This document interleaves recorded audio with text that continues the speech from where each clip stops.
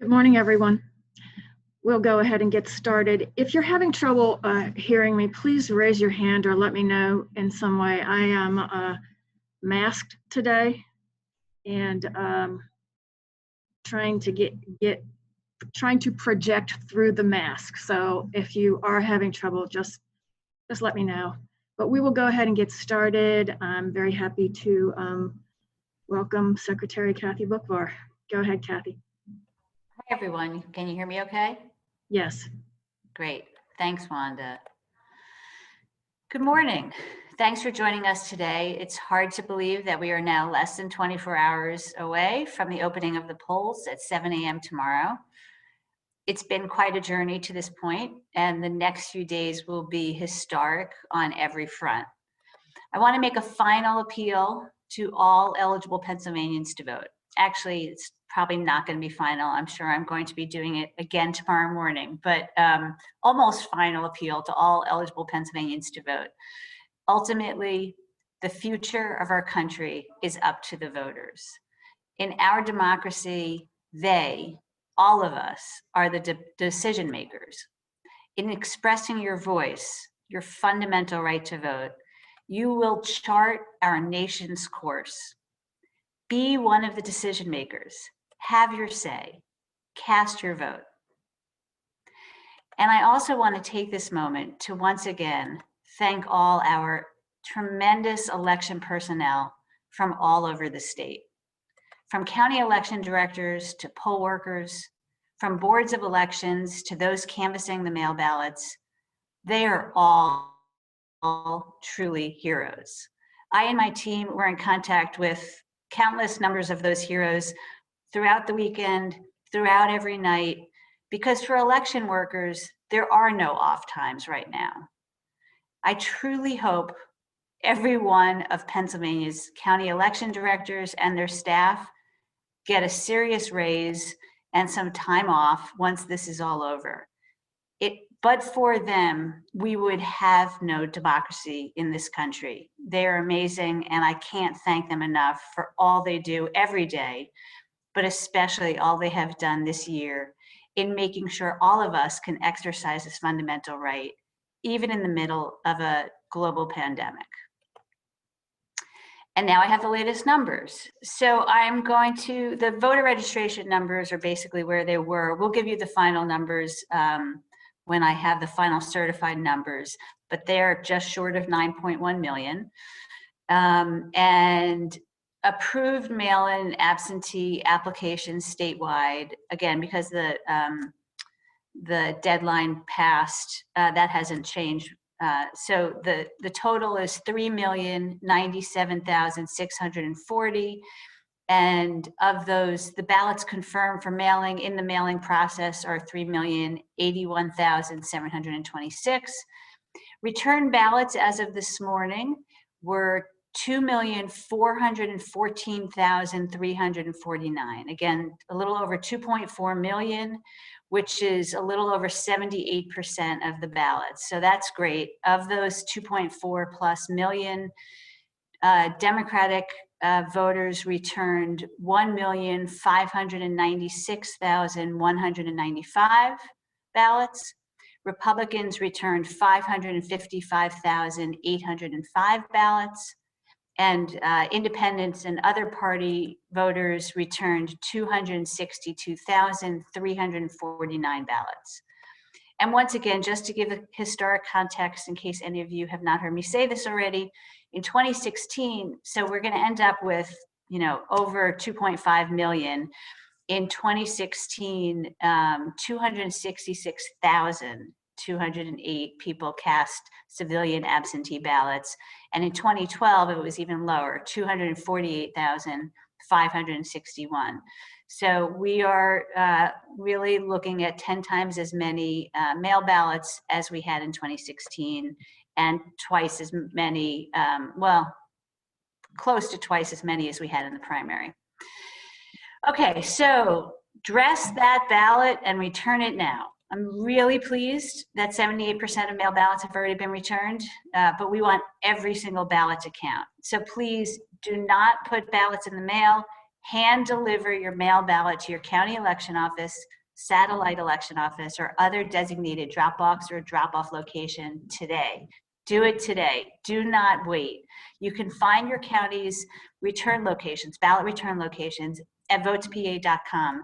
And I urge everybody to check it out. You can go onto the website. It has the drop down. You can look at the whole list of the counties. You can pick your county. You can pick what of the satellite election offices and drop boxes are closest to your home.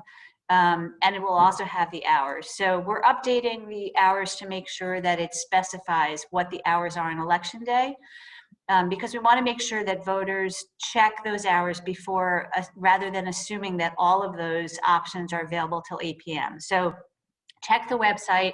You can also check your county website, because some drop boxes that are in government offices that close before 8 p.m., you should not assume are going to be open. So check the website, make sure you know the hours, so you know which of your county's locations have drop-off locations open till 8 p.m. And even better, don't wait till tomorrow, just deliver it today. Just find out today, find a location near you, drop it off. Make sure, by the way, that the location is in your county. So even if you work in another county, don't drop it off in the wrong county. Drop it off in your county where you're registered to vote. I also want to note that unlike with polling places, there's not the same presumption that if you're in line at 8 p.m. that you can drop that ballot in a drop box after 8 p.m. Ballots need to be delivered to the County Board of Elections, which includes dropping it physically in the drop boxes by 8 p.m. After that, the drop boxes are going to be closed. So don't assume that you can get in line because it needs to be in the door or in the box by 8 p.m. Again, you can avoid this altogether by doing it today. Don't wait till tomorrow if at all possible. Also, don't assume that you can drop your voted mail ballot at your polling place, because that's not the case. You can take that, as we've talked about, and I'll talk about it a bit later, you can surrender that ballot and vote you can vote by regular voting system, but you can't cast your ballot at a polling place. And of course, once again, make sure you're not returning a naked ballot. Make sure that you put the ballot, fill out the ballot. By the way, fill out both sides of the ballot. A lot of counties did two-sided ballots. Make sure you look and see whether there are races on the other side. Fill it out, put it in the inner white secrecy envelope, then put that inner white secrecy envelope sealed in the outer envelope, and make sure you sign and date the voter's declaration on the outside. It doesn't matter whether you're doing Dropbox or hand delivery to a county election office. Either way, you need both the inner envelope and the outer envelope signed. Okay, let's see. So if a voter, and as I was starting to say, so if a voter realized that they want to change their mind and vote in person on election day, they can bring their ballot and their outer envelope with their name and declaration on there to the polls. They could surrender that ballot and they'll be allowed to vote by regular machine. Also, I want to make sure that everybody knows that if you didn't cast that ballot and you don't have it with you, or if you never got your ballot, don't worry, you could still vote. You'll be able to go to your polling place and vote by provisional ballot. Also, a reminder that under Pennsylvania law, voters may only return their own ballots. So you can't have your spouse or somebody delivering it for you. The only people who can have a designated agent are voters with disabilities or voters who are voting by emergency absentee ballot, and they need to fill out the agency form. Okay, so again, if you are one of the voters that never received your mail ballot, just keep in mind that you can go to your polling place on election day and you can vote by provisional ballot. So don't give up, just go on election day to your polling place. You can find your polling place at votespa.com for your polling place locator. And if you got a notification that your mail ballot was not accepted, it was canceled, you can still vote by provisional ballot on election day. And if for any reason you believe you're eligible to vote at your polling place, you can always take the option of voting by provisional ballot at the polling place, and your ballot will be counted so long as you haven't cast another ballot. Okay, for those voting in person, as always, polls are going to be open from 7 a.m. to 8 p.m. If you're in line by 8 p.m., you will be able to vote. Please wear a mask. Please practice social distancing to protect yourselves and others. The poll workers are going to be really working hard, spending their day at the polls to make sure that all of us can exercise our constitutional right.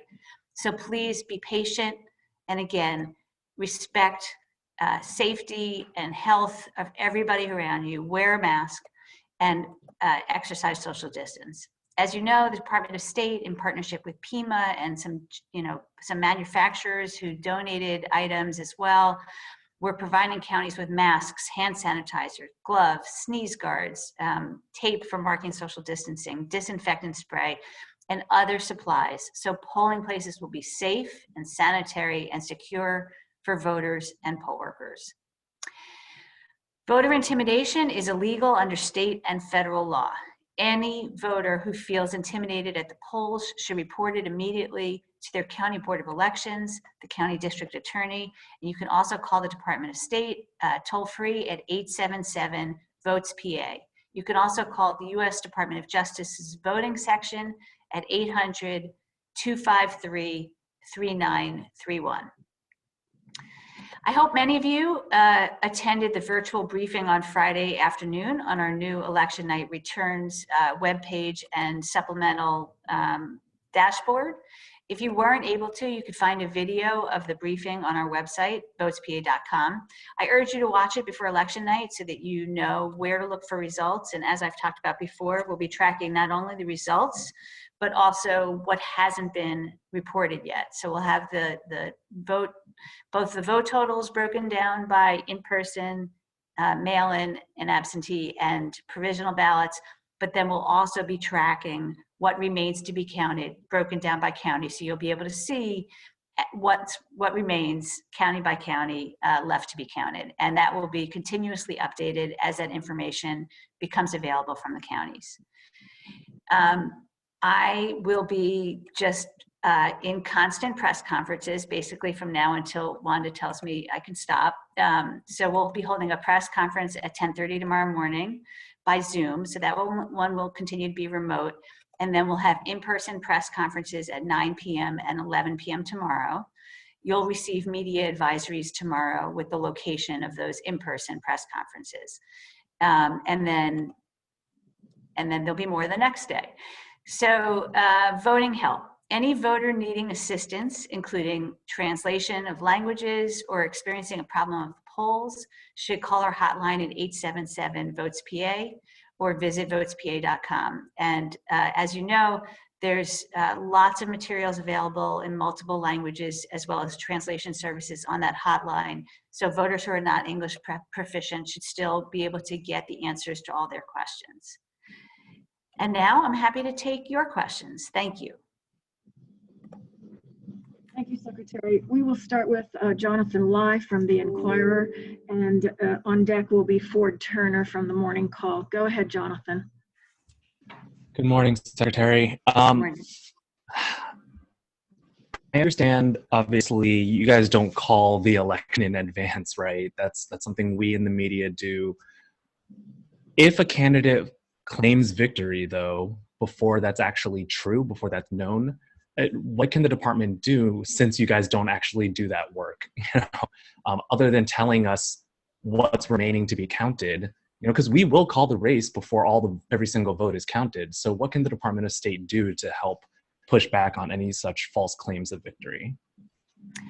So, I mean, we're constantly dealing with this, right? The misinformation. I mean, this is that would be so unsubstantiated in every way, shape, or form were somebody to declare victory when fraction of the ballots are counted. I mean, we all know, even in normal years, and nothing about this year has been normal, it takes time for votes to be counted. Elections are never called they're never finished on election night. And certainly we've never had 2.5 to 3 million mail ballots to count before. So, I urge, as always, voters, press, everybody to ignore completely unsubstantiated claims that have no basis in reality. And that's what it would be. So, look, I think the counties are doing just an immense job and are going to be, as you know, like particularly in our largest counties, are going to be counting 24/7 until it's done, and they'll be constantly updating the results. And so we'll be constantly updating the results. There's no basis in Pennsylvania or federal law for a candidate to declare a race is done or an election is done until the statutory requirements for that election are done. And as you know, canvassing continues. There's going to be not only the ballots being received through Friday at 5 p.m.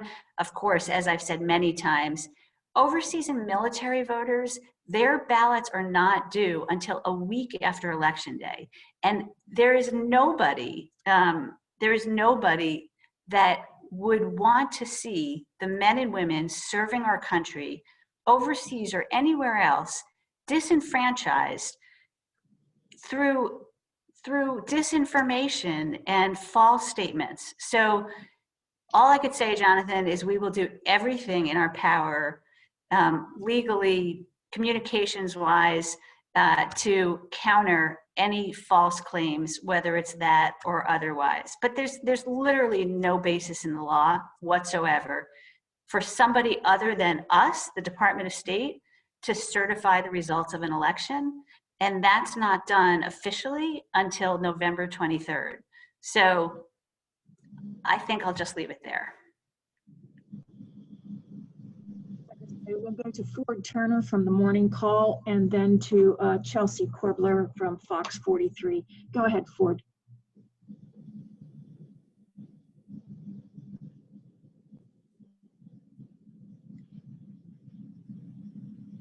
Ford, you are unmuted. We're not hearing you.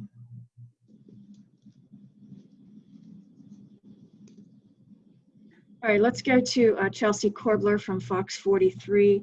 And next up will be Jim Melwert from KYW News Radio. Go ahead. Wait a minute. I had Chelsea here. Yes, I'm here. Hi, Secretary. Hi, Chelsea. I know there's several counties that have said that they're waiting to count their mail-in ballots until Wednesday, Cumberland County specifically. Have you had conversations with these counties since I believe it was Friday? I think you said you were going to have some conversations. What came of those, and have any of the counties changed their minds? So there's been conversations. Both the governor's office and Department of State staff have talked to various individuals in various of the counties, and some are trying to work through what their plans are.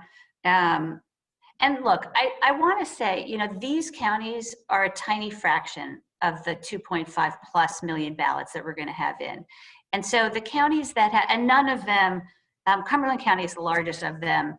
And I wish that they were not waiting to count their ballots, their mail ballots. And I've urged them directly to do so, but they seem to be set in that decision. So, but even them, their ballots they're not going to change the course of when the ballots are going to be fully counted in Pennsylvania. So I feel more, I feel bad for their local races, because those are going to be directly impacted by their choosing not to count those ballots quickly. And there's going to be some close races there. So they, I'm obviously disappointed in that particular decision, but statewide, this is not going to change the course of when the ballot counting will be done, because, counties like Philadelphia and Allegheny and Montgomery and Bucks and others have hundreds of thousands of ballots, and none of those 7 are anywhere near that amount. So it's not going to delay the overall count at all. Okay, we'll go to Jim Melwert.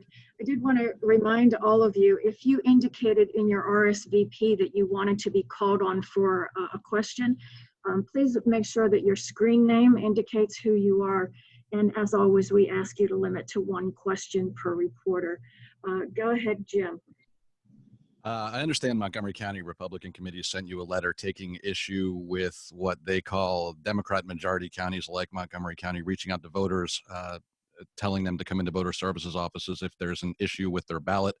The Montgomery County Republicans say that's not fair since Republican majority counties aren't doing it. As in their words, the law does not provide for correcting ballots.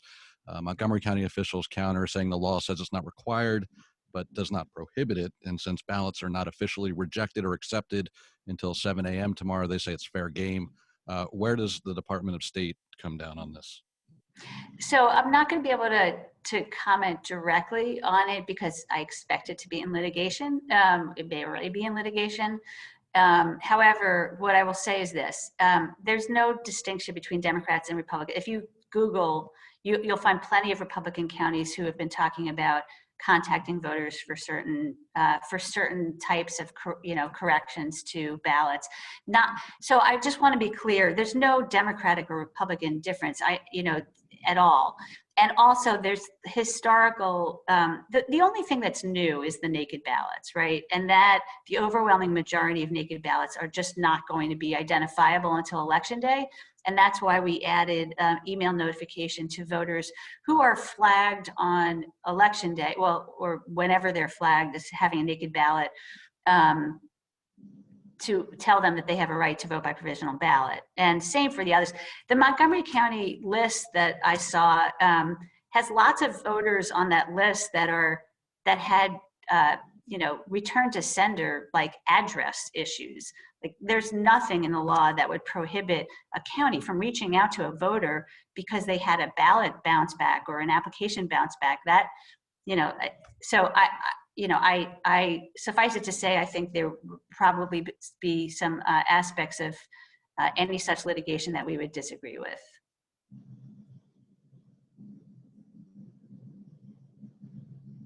Okay, we're going to go to Sarah Murray from CNN, and next up would be Alex Hosenball, ABC News. Go ahead, Sarah.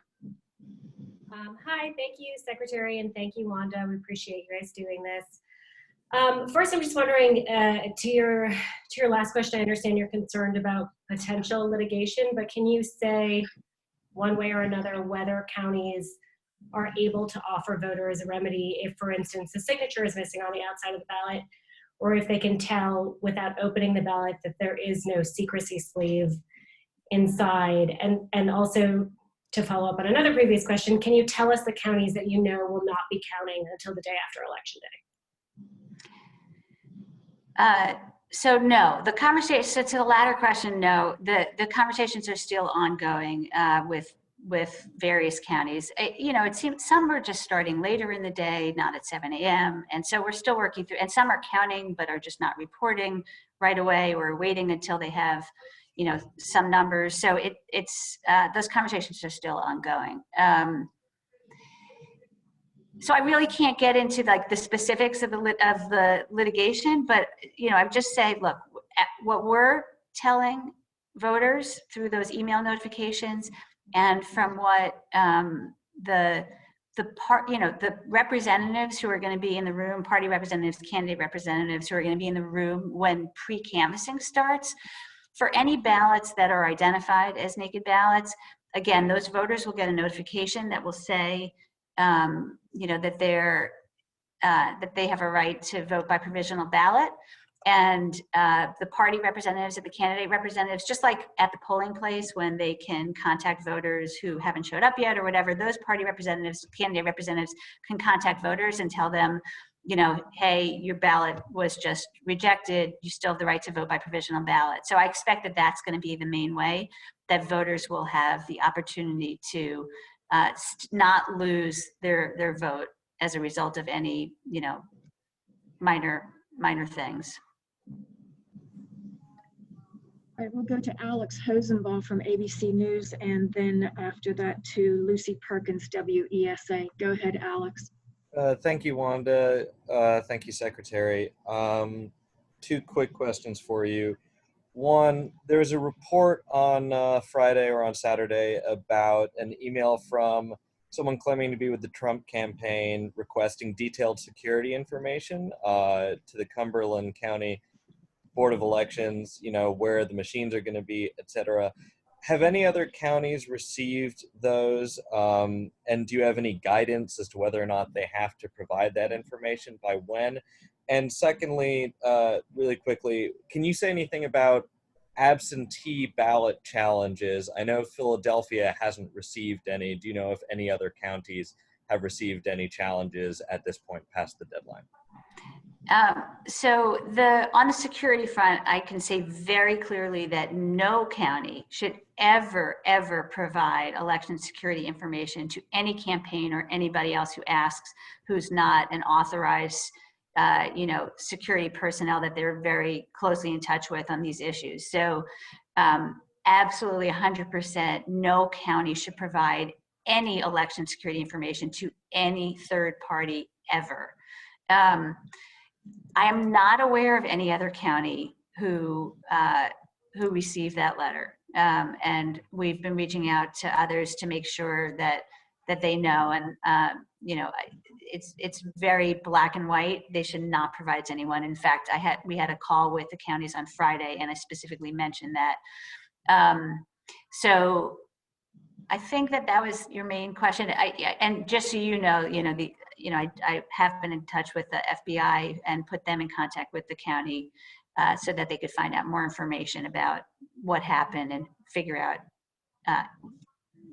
I understand that Cumberland County did not provide the requested information, which is the right move. As for challenges, we're still collecting that information from counties. I think that I had heard some reports that perhaps Allegheny County got some challenges, but I haven't heard of any others. So we're still collecting that information from the counties.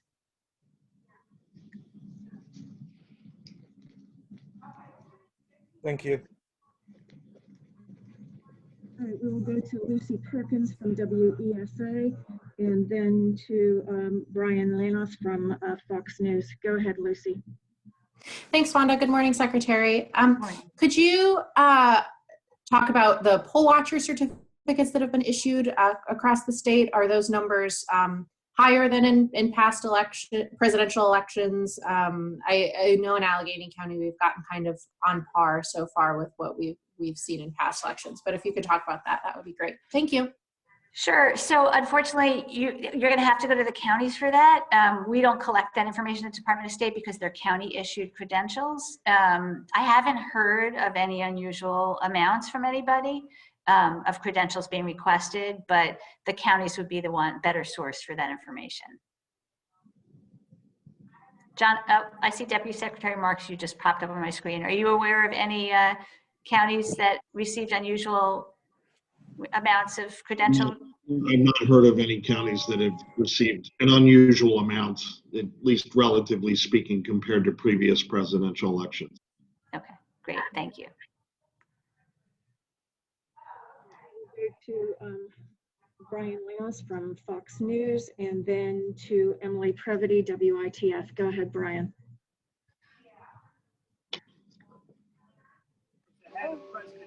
Hi, yes, this is his producer, Courtney. We just were wondering if you could explain a little bit to us if the ballots that are going to be segregated from the ballots that come in on the day of, are those going to be part of the regular count or the total count? I'm sorry, you cut out. Can you repeat that question?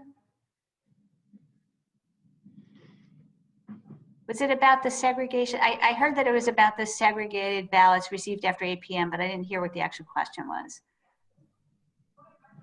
I believe she was asking if those segregated ballots are going to be part of the regular count. Oh, okay. No, we just issued guidance, additional guidance yesterday. So it will be a segregated count. So basically the ballots will be segregated, but they'll all be counted. You can find the guidance that we just issued yesterday on the procedures for pre-canvassing and canvassing those ballots on our website at votespa.com. There's a whole page of every guidance that we've issued, pretty much, guidance and directives. We have Emily Crevity from WITF, and then after that will be Nick Corasaniti from New York Times. Go ahead, Emily. I actually don't have anything, so I'll cede my time to someone else.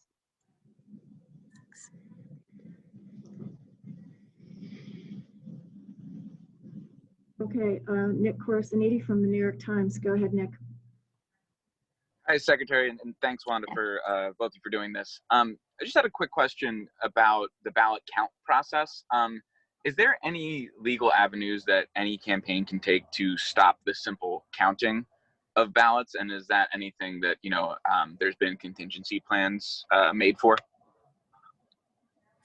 I'm not aware of any legal process for stopping the count. We are preparing, I will say that we have many excellent lawyers who are trying to anticipate every single legal claim that can be filed, but I'm not aware of any process that would halt the counting. Jonathan, Deputy Secretary Marks, I don't know if you have anything to add? There's no statutory mechanism. There are recount procedures, if a discrepancy is found in the election returns, but it doesn't stop the count. It just means that you may call a local board of elections and to resolve whatever the discrepancy is, but it doesn't put a stop to the count. Thank you. We'll go to Teresa Bakel from the New York Daily Record, and on deck will be Mark Stone from Sky News. Go ahead, Teresa. Good morning, Secretary. Morning. I have a question about what voters can wear as far as like buttons or clothing. One county is indicating that that's not allowed, like supporting their candidate or political party. But that seems to be different from what is on the state site as far as guidance. What is the rule and what's allowed? Jonathan, correct me if I'm wrong, but is it accurate that there was a prohibition on wearing party or candidate specific type buttons and T-shirts, but then there was a case that changed that and the First Amendment right superseded? A voter, correct. A voter wearing a button, a hat, a T-shirt, as they're going in and exercising their right to vote, it cannot be prohibited. But electioneering is prohibited under the election code, and that has not been successfully challenged. So if somebody's in there handing out flyers, if somebody is advocating for their candidate or their political party, inside the room where voting is occurring, that's prohibited. But somebody wearing paraphernalia of their favorite candidate or their political party is not prohibited. And as the Secretary mentioned, there is some case law on that. So that's really the distinction: electioneering versus simply wearing paraphernalia that may have the name of a candidate or a political party on it. Thank you. And we'll go to Mark Stone from Sky News. Go ahead, Mark. Hello, Secretary of State. Hello, it's Mark Stone speaking from Sky News in the UK. Thank you very much for the question. I wonder if you could give us an assessment of what your worst case scenario is for the next 48 hours. And also how comments like those made by Donald Trump, President Trump yesterday, how they affect your work and make it perhaps a little more difficult. So, Mark, I think what I want is for every voter to exercise their right to vote. And so anything that interferes with that is the worst case scenario. So what we're really focusing on is working with the counties are working around the clock, Department of State is working around the clock, PEMA, Pennsylvania State Police, National Guard, all the partners that we have in our interagency election security and preparedness work group are working around the clock to make sure that every Pennsylvanian, no matter how they vote, can safely and securely exercise that right to vote, and that those ballots will be counted accurately and accurately as quickly as humanly possible. So the coordination, both, horizontal, across state agencies, and vertical, federal, state, and local, has never been so strong as it is this year in this moment of time. So I can tell you that that is going to help prevent issues, respond to issues as necessary, and all along trying to diffuse any tensions along the way. So we're hitting this on every front to make sure every Pennsylvanian can exercise their right to vote safely and securely. All right, we'll go to Dina Durante. Dina, tell us who you're with and go ahead with your question. Hi there, can you hear me? Yes. Okay, I just wanted to follow up on the Montgomery County issue and voter correction. Correct me if I'm wrong, but if you are in a polling location and you have an error on your ballot, isn't there someone there by the scanner that says it didn't scan, you need to do this, you need to do that? So aren't these two situations very much the same, that if there's a mistake or a reason it won't scan or count, that the voter's being contacted from those mail-in ballots the same way a voter would be stopped at the scanner saying, hey, you have an error here? So, the procedures in general, across the board, the procedures for in-person voting are just different than mail voting. So I think, you have to really look at the individualized sections of the code to see what rules apply. And so I can't leap to a conclusion that of something that might apply in one place applies in the other, because it might not. But fundamentally, there's a presumption that we want to enable all valid, eligible, qualified voters to be able to vote. So it's why the provisional ballot laws were created, and it's why we're making sure that no matter what the issues are on any front, whether it's you're not in the polling place when you show up on election day, or whether you mail in a ballot that has, naked ballot or whatever, some other deficiency, that you always have that fallback. And I really want to emphasize this to get to the voters. What's most important is that no voter give up. If there's something that went wrong in their mail ballot, or again, like they're not in the poll book, you can always, always, always vote by provisional ballot. And that ballot will be counted so long as you're a qualified, eligible voter who did not vote by another means.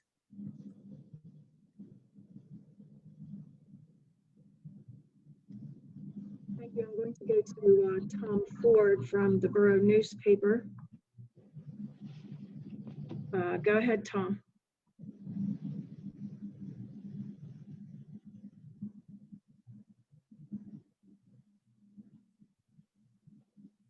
Tom, you should be unmuted. Yeah, go ahead. No question, thank you. Oh. All right, we'll go to Tom Lacey from Spotlight, PA. Go ahead, Tom. Hi, Secretary, thank you. You were just talking about provisional ballots. Have you issued any recent guidance to counties on how many provisional ballots they should have printed for Election Day, maybe as a portion compared to total registered voters in their county? And just to speak on sort of preparing as far as a possibility of increased provisional ballots? Thank you. Sure, yeah, and we actually talked about this. We had a call with the counties on Friday and talked about this issue some. It's tricky because, there's going to be increased use of provisional ballots, but there's also going to be fewer people actually showing up at the polls because of how many millions cast their ballot by mail and early. So, Jonathan, Deputy Secretary Marks, do you want to talk some about the guidance that we're giving to counties on fleshing out that balance and how many, what we are recommending about numbers of provisional ballots to have available? And by the way, Tom, and I'm interrupting my own, kicking this to Jonathan, but there are a fair number of counties that also have ballot on demand printers and are planning on having floaters who can provide, materials as needed. But Jonathan, go ahead and talk about, if you would, what we're Sure. advising counties. I think that, just sort of the minimum, our advice is 20%, but it's a little more complicated than that, as the secretary said. So on Friday, when we were talking to counties, we were reminding them to look at things like, number of new voters in precincts. You can usually take a look at precinct level data. Also, number of absentee or mail-in ballots that may not have come back yet from a specific precinct or group of precincts. That way, a county can assess where its greatest need may be. And that conversation was effective because we learned that a number of counties after that conversation sort of re-upped and went back and got some additional balloting materials, envelopes, receipts printed. So there's really no hard and fast. We shared earlier this year the Brennan Center's sort of recommendation on numbers, but it's, I'm always loath to say this is the exact number because it really may vary depending on those factors. How many new voters, how many folks have voted by mail who haven't returned it. And we reminded counties, to the extent that they hadn't already done that analysis, to do that and just make sure they're covered in the areas where you might expect a larger number than average who may show up and need to use the provisional ballot process. And though this is not directly related to the question, we have not mentioned yet emergency paper ballots, which I just want to remind voters as well, that if you're in a polling place and you're in line and at least 50% or more of the machines or systems are down in a polling place, and it's a little different now because there's not as many DRE machines, and a lot of counties have hand-marked paper, but if you're in a polling place where it is still some form of ballot marking device and at least 50% of those machines are down, you can ask for an emergency paper ballot. And basically what that is just like a regular paper ballot, but it allows you, so you should never have somebody say, come back later if all the machines are down. If you can't come back later, you don't have to come back later. You can say, I want to vote by emergency paper ballot. They'll hand you the paper ballot, you'll put it in an envelope, and those will be counted. So again, every voter just needs to know that you can ask for that if at least 50% of the voting systems are down. Secretary, we're going to wrap up with Crispin Havener. Crispin, tell us who you're with and go ahead with your question. Thank you. Crispin Havener, WJCTV Johnstown. This was already kind of alluded to in the questioning earlier, but about the comments of the president with what he's been saying about the vote coming in later on. Talk a little bit about how the state has been working to try to improve the speed of the vote count since the primary.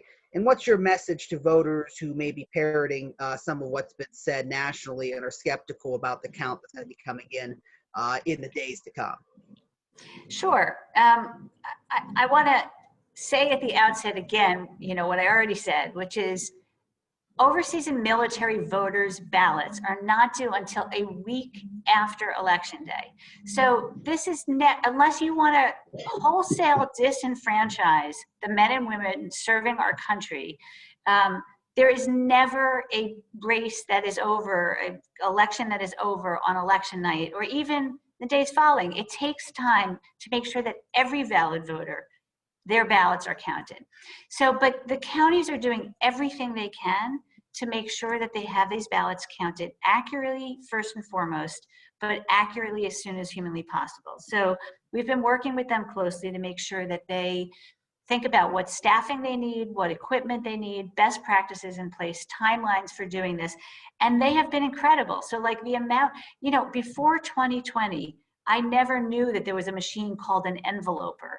Now, probably the majority of Pennsylvania counties have them. There's actually equipment that helps with these processes. When we had, 260,000 absentee ballots across the state, all this equipment, all the extra staffing wasn't necessary. Now it is. We learned from the primary. So counties have envelopers, they have extractors, they have high-speed, high-capacity scanners. Even the counties that had those high-speed, high-capacity scanners in the primary, they have more of them. They have faster ones. They have best practices in place. They have upped their staffing and they are ready to go. And most of them are going to be starting as early as they possibly can on election day, so that by the time polls close, they're going to have, in some places, tens of thousands, maybe even hundreds of thousands of ballots counted, by mail ballots counted by that night, and they will be uploading them. So those results are going to come in regularly, promptly, thanks to all the work that, again, these heroes that are running our elections across the Commonwealth are putting in. And thanks to them, we will have a lot of those results. But when you have 2.5 million, that's going to take some time, particularly in the counties that have hundreds and hundreds of thousands of them. So, but they will be counting them as quickly as humanly possible, and I expect the overwhelming majority of ballots to be counted within a matter of a couple of days. Thank you, Secretary, and thank you, Deputy Secretary Marks. A reminder, we will be back here tomorrow morning at 10:30, so watch for the advisory in your inbox this afternoon. Also, our election night press conferences at 9 p.m. and 11 p.m. Instead of being at the PEMA headquarters, as we have been the last few years, we will be holding those events at the Farm Show Complex. So again, keep an eye on your inbox and you'll be getting advisories with instructions on how that's going to work. Thank you everyone for being with us today. Thank you.